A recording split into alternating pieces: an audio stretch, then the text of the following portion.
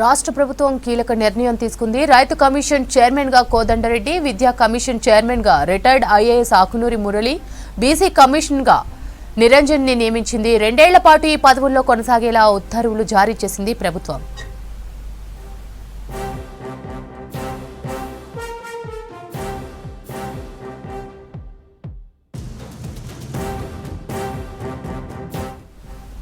రాష్ట్ర ప్రభుత్వం కీలక నిర్ణయం తీసుకుంది. రైతు కమిషన్ చైర్మన్ గా కోదండరెడ్డి, విద్యా కమిషన్ చైర్మన్ గా retired IAS Akunuri Murali, BC commission chairman గా నిరంజన్ ని నియమించింది. 2 ఏళ్ల పాటు ఈ పదవుల్లో కొనసాగేలా ఉత్తర్వులు జారీ చేసింది ప్రభుత్వం.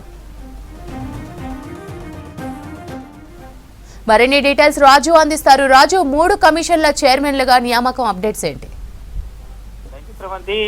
రాష్ట్ర ప్రభుత్వం 3 కమిషన్లకు సంబంధించి చైర్మన్లను నియమిస్తూ ఉత్తర్వులు జారీ చేసింది. ప్రధానంగా బీసీ కమిషన్, అదేవిధంగా రైతు కమిషన్, విద్యా కమిషన్ లను విడుదల చేసింది.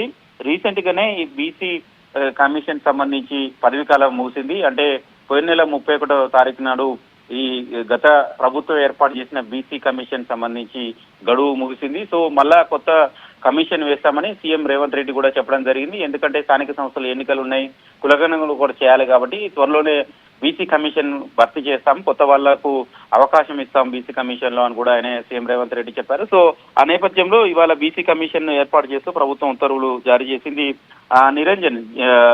నిరంజన్ కు బీసీ కమిషన్ చైర్మన్ గా నియమించింది. అదేవిధంగా మరొక 4 సభ్యులను వేసింది. అంటే 3 సభ్యులతో పాటు 4వ సభ్యుడు కమిషనర్ బీసీ వెల్ఫేర్ సంబంధించి ఈయన మెంబర్ సెక్రటరీగా ఉంటారు.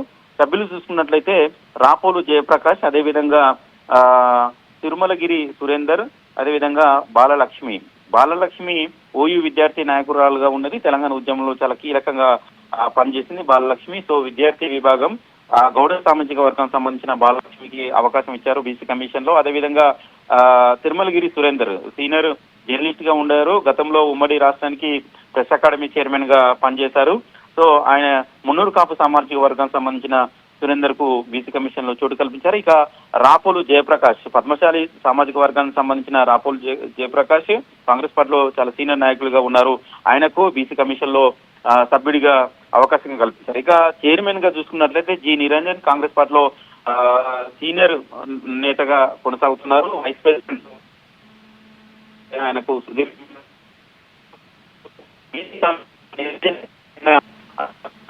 నాయకుడు ఆయనకి ఇవ్వడం వల్లనే బీసీలకు సమన్యాయం జరిగినట్టు అవుతుంది. బీసీ సమస్యమైన చర్చించి అదేవిధంగా ప్రభుత్వం దృష్టికి తీసుకురావడంలో నిరంజన్ చాలా వరకు సక్సెస్ అవుతారనే ఉద్దేశంతోనే ఆయన బీసీ కమిషన్ చైర్మన్ గా పెట్టారు. వాస్తవంగా ఆయన బీసీ కమిషన్ చైర్మన్ గా ఉండడానికి ఇంట్రెస్ట్ చూపలేదు. కానీ